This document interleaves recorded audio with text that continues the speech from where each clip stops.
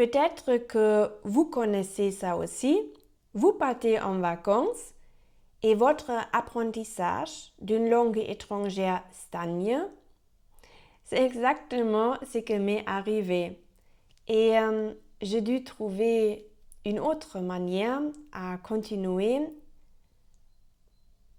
avec mon français. Et ça sera un sujet pour aujourd'hui.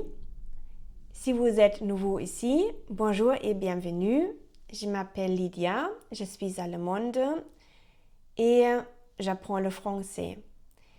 Et cette vidéo est mon troisième bilan et il fait partie de mon journal d'apprentissage du français. Avec cette petite série, je veux documenter mon évolution, mon progrès. Bon, j'espère que je vais faire du progrès. Et oui, je veux montrer comment je parle librement. Aujourd'hui, il n'y a pas de script. Il n'y a presque aucune préparation. La seule chose que j'ai préparée, ce sont quelques notes sur mon article, sur mon blog. Et oui, c'est tout. Alors, on commence. Qu'est-ce que je fais concrètement ce mois-ci? J'écris un journal de voyage et c'est la première fois que je fais ça. Et chaque jour, j'ai répondu à une autre question. Donc, par exemple, c'est que je mangeais où je passais mes vacances et pourquoi j'ai choisi cette destination.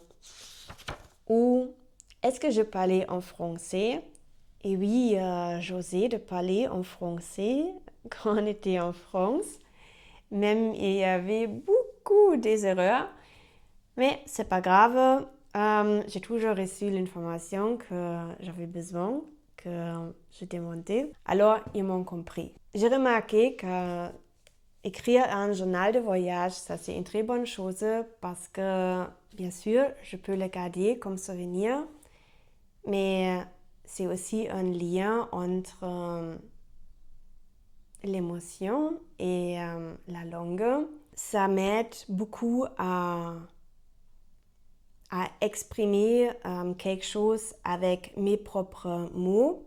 Et ça m'a montré également que ce qui m'a manqué les dernières années, les derniers ans, c'était la correction.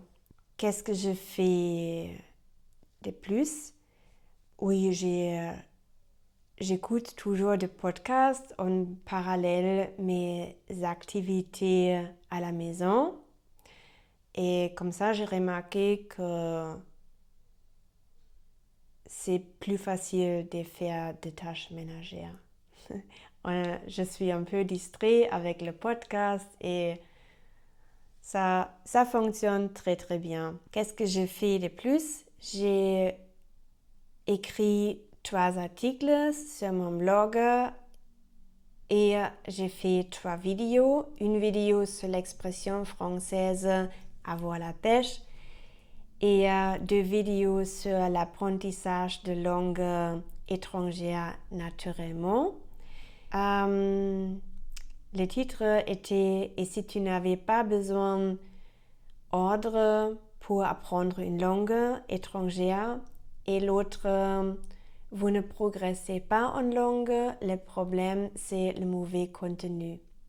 Et encore une chose, peut-être que vous avez remarqué que dans un titre j'utilisais « tu » et dans l'autre je dis « vous ».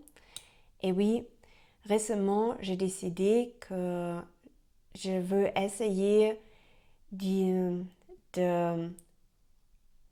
vous voir.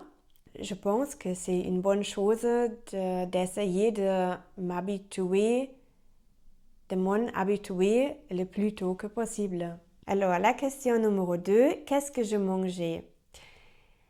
Le plat du jour était le bœuf bourguignon avec sa purée. Et non, c'était pas moi qui a cuisiné ces plats fameux.